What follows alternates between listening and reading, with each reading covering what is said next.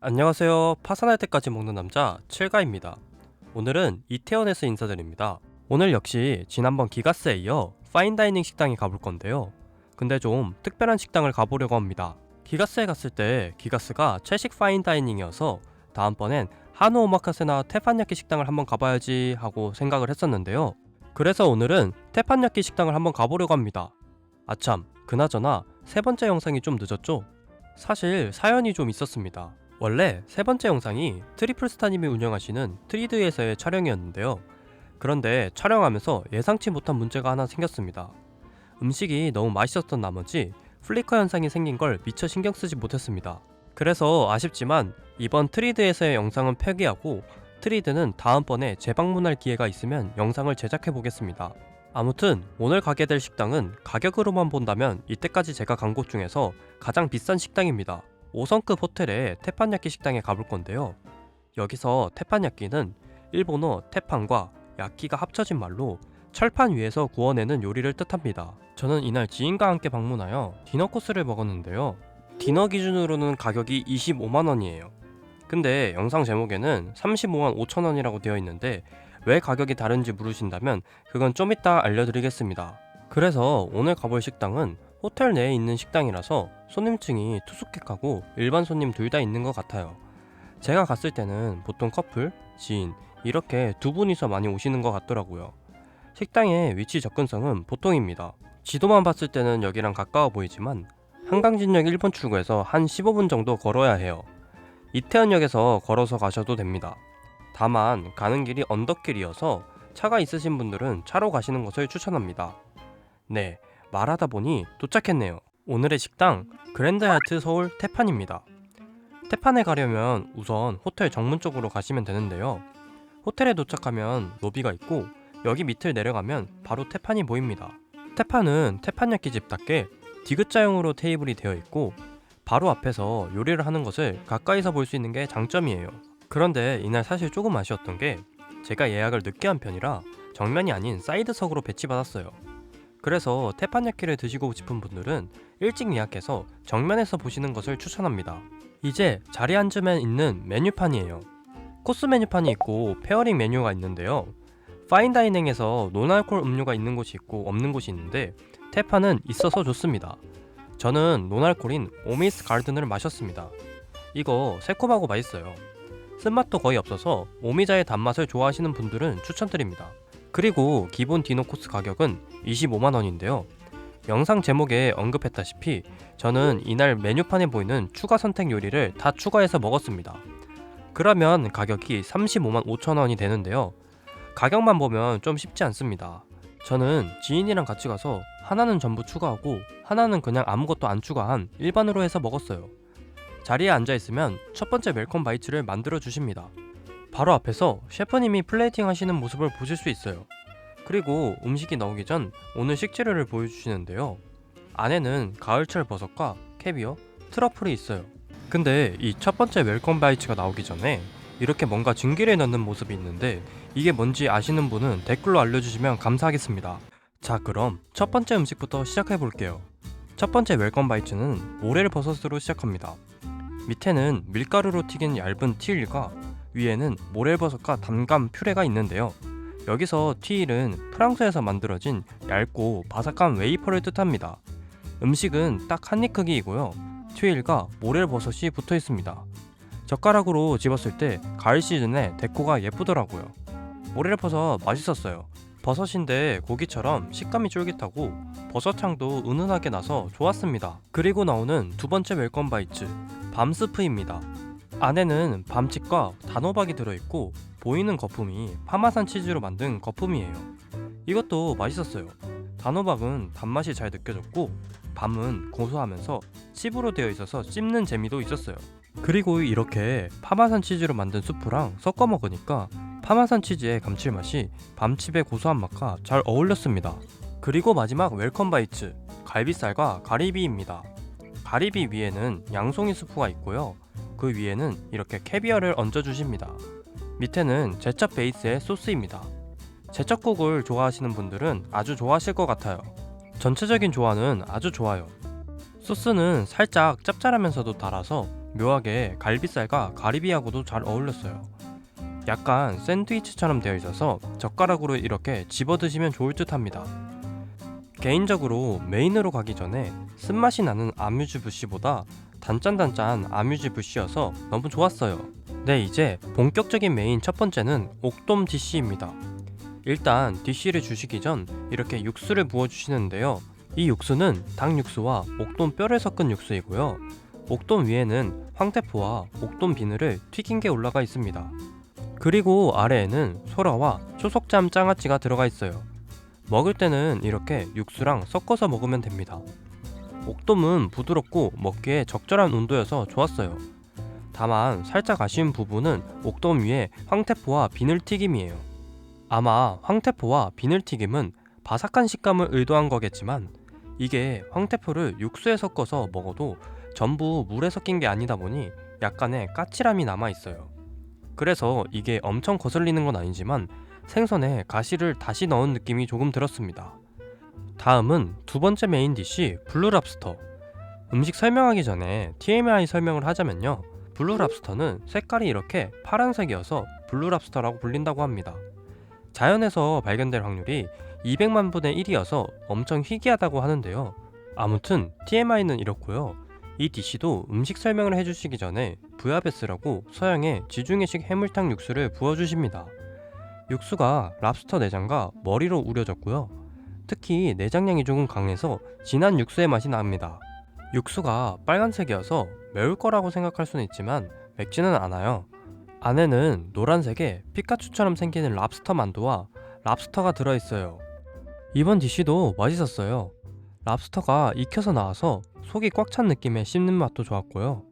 랍스터랑 육수랑 곁들여서 먹었을 때 촉촉하면서도 수분감 있게 먹는 느낌이 좋았어요. 만두 역시 물만두 느낌의 만두여서 맛있었어요. 랍스터를 먹고 있으면 다음 음식이 준비되는데요. 이번 음식은 이렇게 비닐 안에 음식을 집어넣어서 철판에 굽습니다. 정확히는 비닐이 아니라 환경 호르몬이 없는 특수필름 안에 음식을 넣고 굽는데요. 특수필름을 데우면 보시는 것처럼 점점 부풀어 오르는데 보면서도 신기하더라고요. 아무튼 이번 음식은 코스 메뉴에 적힌 전복 빠삐오뜨라는 음식인데요. 4만원을 추가해야 나오는 음식입니다. 여기서 이 빠삐오뜨가 프랑스 음식 용어로 음식을 포일이나 종이에 싸서 익히는 조리법을 말합니다. 그럼 왜 특수필름에 굳이 싸서 굽냐 라고 물으신다면 저렇게 필름에 싸서 구우면 내부에 수증기가 갇히면서 재료가 촉촉하게 있습니다. 그 결과 재료 고유의 향이 더 잘 느껴진다고 해요. 그리고 음식을 주실 때는 필름을 그대로 접시에 올려서 주십니다. 근데 뭔가 이 음식을 보니까 예전에 군대에서 비닐 위에 배식하던 때가 생각나네요. 그리고 여기 위에 올려주시는 거는 골드 캐비어예요. 골드 캐비어의 특징은 블랙 캐비어보다 크리미한 맛이 강하다고 하는데요. 다만 이 디쉬에서는 제 실수로 나중에 섞어 먹어서 그런지 크게 다른 점을 못 느끼긴 했어요. 안에는 전복, 육전, 사골 육수, 면, 배추가 들어있습니다. 이 디쉬는 아마 대부분 좋아하실 것 같은 게 사골 육수가 있어서 맛이 설렁탕 맛이 나요. 육수에 면까지 있으니까 더더욱 설렁탕의 느낌이 납니다. 근데 안에 전복, 육전, 캐비어까지 들어있으니까 엄청 고급 설렁탕 느낌? 안에 속재료들은 육수랑 섞어서 먹으니까 입안에서 수분감 있게 잘 어울려서 맛있었어요. 아, 그리고 옆에 제지인은 4만원 추가 안 한 기본 메뉴인 대게가 나오는데요. 고추장 소스 베이스에 대게 튀김 느낌으로 나옵니다. 그래서 약간 탕수육 느낌이 조금 있는데 고추장 소스의 크리미함과 바삭한 식감이 잘 어울려서 좋았어요. 그래도 제가 만약 둘 중 하나 다시 추천한다면 전복 빠삐오뜨를 추천할 것 같아요. 아무래도 태판의 시그니처이고 보는 재미도 있고 설렁탕을 좋아하는 분들이 많을 것 같아 좋아하실 것 같습니다. 다음으로는 메실 그라니타. 그라니타는 이탈리아 사칠리아 지방에서 유래한 전통 얼음 디저트인데요. 우리가 일반적으로 알고 있는 소르베보다는 보시는 것처럼 얼음 알갱이가 두껍습니다. 그래서 소르베보다는 씹는 식감이 더 있어요. 알갱이 밑은 감귤입니다. 그라니타는 알갱이가 수분감이 없으면 딱딱하기만 하고 그냥 얼음인데 이건 매실청에 적절한 단맛이 느껴져서 맛있었어요.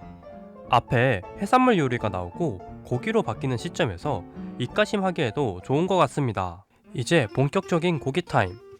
처음은 양갈비가 나오는데요. 플레이팅부터 예뻐서 아주 기대가 됐어요. 양갈비 밑에는 민트 요거트 소스와 머쉬룸 소스입니다. 처음에 민트 소스여서 혹시나 이거 치약 맛이 나면 어쩌나 생각했는데 그런 치약 맛은 아예 나지 않았어요. 오히려 안에 사과, 요거트가 있어서 그런지 단맛이 느껴지더라고요. 이번 디시는 셰프님께서 민트 소스가 킥이라고 하셨는데 소스가 정말로 양갈비랑 잘 어울렸어요. 특히 머쉬룸 소스하고 섞어 먹으니까 더 맛있었습니다. 먹다 보면 다음 디시에 나올 고기를 보여주시는데요. 지인의 기본 코스인 안심과 제가 추가한 한우 갈비입니다. 근데 여기서 사실 살짝 당황한 게 저는 갈비랑 안심의 양이 서로 비슷한 줄 알았는데 안심이 살짝 더 크더라고요. 다른 파인다이닝 스테이크의 한 2배 정도 나왔습니다. 물론 갈비에는 장어와 인삼이 같이 나오기는 합니다. 셰프님이 말씀해 주시길 원래는 이 안심의 반만 나오는데 이번 가을 시즌엔 풍요로움을 추구해서 많이 나온다고 하셨어요. 먼저 안심 스테이크 한번 보시면요. 안심 옆은 노루궁뎅이 버섯이랑 가지 퓨레가 있고 뿌려주는 소스는 레드와인 베이스의 배 도라지 소스입니다. 안심은 풍미도 좋고 옆에 가지 퓨레랑도 잘 어울려서 소스랑 같이 먹으면 맛있습니다. 그리고 먹다가 살짝 느끼할 때쯤 베피클을 곁들여서 먹는데 느끼함도 사라지고 베피클의 아삭한 식감도 좋았어요. 그리고 이 디시에서의 킥은 이 노루궁뎅이 버섯인데요. 입에 넣자마자 쫄깃한 식감에 버섯의 즙이 입안에 쫙 퍼지는 느낌이 너무 좋았어요. 다음은 제가 추가한 한우갈비. 갈비는 삼합처럼 갈비와 장어가 배열되어 있어요. 그리고 그 위에는 인삼입니다. 이것도 맛있었어요. 근데 제가 다시 메뉴를 고르라면 그냥 기본 안심을 고를 것 같습니다. 갈비나 장어도 맛있었지만 노루궁뎅이 버섯의 경험은 좀 특별했어서 기억에 많이 남더라고요. 근데 만약 저처럼 2명이서 가실 거면 하나하나 시켜서 나눠 먹는 것도 추천합니다. 네, 이제 어느덧 마지막 메인 코스네요. 마지막 메인 코스는 꽃게 볶음밥입니다. 꽃게 볶음밥은 25,000원을 추가하면 되고요. 일반 코스는 병어 볶음밥입니다. 일단 이건 결론적으로 말씀드리면 그냥 25,000원을 추가해서 꽃게 볶음밥을 드시는 걸 추천드립니다. 보이는 건 플레이팅인데 파마산 치즈 거품을 물고 있는 꽃게가 굉장히 귀여워요. 꽃게 볶음밥은 송어알이 들어간 간장게장 소스랑 같이 나오고 병어 볶음밥은 강된장 소스랑 같이 나오는데요. 확실히 병어 볶음밥보다 꽃게 볶음밥이 간장게장이라 수분감이 있어 비비기도 좋고 감칠맛도 잘 느껴졌어요. 저랑 같이 갔던 지인도 이게 더 맛있다고 하더라고요. 그리고 옆에는 게장과 같이 먹을 수 있는 성게 미역국이 나와요. 그나저나 사실 메인 코스를 다 먹고 나니까 설마 불쇼가 안 나오나 하고 갑자기 걱정이 되었는데요. 셰프님께 물어보니까 불쇼는 디저트를 만들 때 나온다고 합니다. 그래서 드디어 나오는 불쇼! 셰프님이 슬로우 모션으로 찍어보라고 하셔서 한번 찍어봤어요. 이제는 디저트 타임! 파인다이닝에서의 디저트는 항상 기대되죠? 사실 디저트 먹기 전까지 양이 그렇게 차진 않았는데 대신 디저트가 양이 많았어요. 처음은 티라미수 타르트. 위에서 차례로 티라미수, 타르트, 호두 순인데요. 다만 여기서 호두는 장식입니다. 티라미수 타르트는 한 손으로 집어서 가볍게 먹으면 되는데요. 저는 개인적으로 티라미수 같은 경우 너무 단 거보다는 적절한 단맛 끝에 적절한 쓴맛이 있는 티라미수를 좋아하는데요. 테판의 티라미수가 제가 원하는 느낌이라서 좋았어요. 다음은 도라야끼와 트러플 아이스크림. 도라야끼는 도라에몽이 즐겨 먹는 걸로도 유명한데요. 보시는 것처럼 팬케이크 안에 팥이 들어가 있고 옆에는 호두광정, 그리고 아까 불쇼로 살짝 익힌 청사과입니다. 위쪽에는 베르가못으로 만든 폼입니다. 도라야끼는 좀 인상적이었던 게 일반적인 도라야끼를 먹을 때는 팥만이 있어서 텁텁함이 좀 찝찝한데요.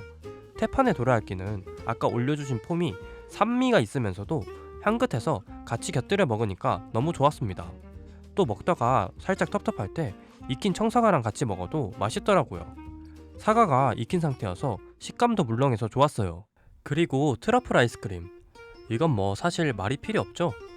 바닐라 아이스크림에다가 트러플은 무적입니다.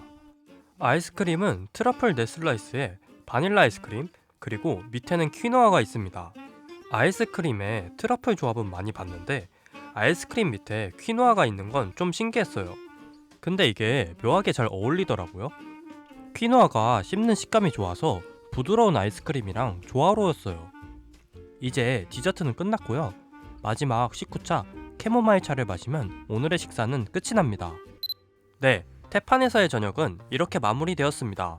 5성급 호텔의 테판야키 식당은 처음이었는데 분위기도 좋고 음식도 맛있어서 또 오고 싶은 좋은 경험이었어요. 코스 순서 구성도 해산물, 육류, 디저트 순으로 좋았고요. 무엇보다도 바로 앞에서 셰프님의 요리하시는 모습이나 플레이팅을 보는 게 좋았습니다. 특히 저는 테판의 시그니처인 빠삐오뜨가 보는 재미도 있고 맛있어서 꼭 추천하고 싶어요. 주머니 사정이 괜찮다면 빠삐오뜨하고 꽃게볶음밥은 꼭 추가하시는 것을 추천합니다.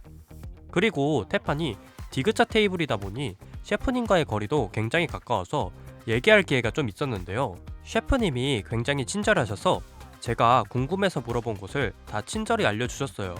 테판이 호텔 내 식당이라 분위기도 아주 좋아서 다음번에 개인적인 지인과의 기념일에 와도 엄청 좋을 것 같다라는 생각을 했습니다. 다만 테판에서 살짝 아쉬운 점이라면 불쇼가 한 번 더 메인에 있으면 좋지 않을까라는 조금의 아쉬움은 있는데요. 근데 이 아쉬운 점을 음식의 맛과 퀄리티가 크게 능가하니까 테판야키를 경험해보시고 싶은 분께는 적극 추천합니다. 그럼 오늘도 행복한 하루 되시고 저는 다음 새로운 식당에서 뵙겠습니다. 감사합니다.